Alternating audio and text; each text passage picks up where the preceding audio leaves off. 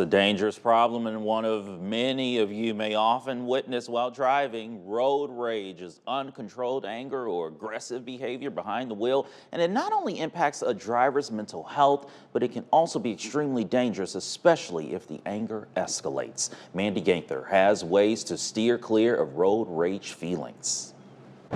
From commuting to work to running errands, Americans spend a lot of time in their cars, and sometimes being behind the wheel can bring out a lot of different feelings. Nothing is more stressful than being in traffic. Psychologist Susan Alberts with Cleveland Clinic says road rage can happen when a driver is unable to regulate those emotions, and she says some drivers may think they're anonymous behind the wheel and react in a way they wouldn't normally. We could feel in danger, and this naturally kicks off the fight or flight response, which triggers cortisol to flood throughout our body. And this can make us feel very aggressive. To steer clear of experiencing feelings of road rage, Albert says to first check in with yourself. If you're anxious, tired, hungry, or stressed, these are all things that can impact a person's mood while driving. And make sure your car is cool. She says hot cars can trigger hot tempers. Turn on the air conditioning,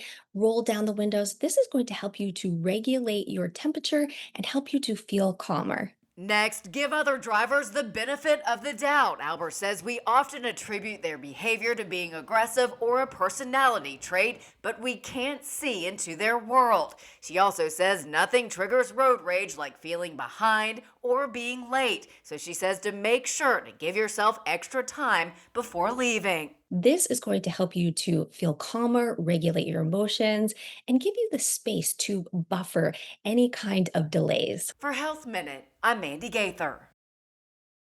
Albers says if another driver is being aggressive, to back off and avoid triggering aggressive behavior in others by giving gestures, making eye contact, or changing lanes. Instead, she says to not engage with the other driver and prioritize safety.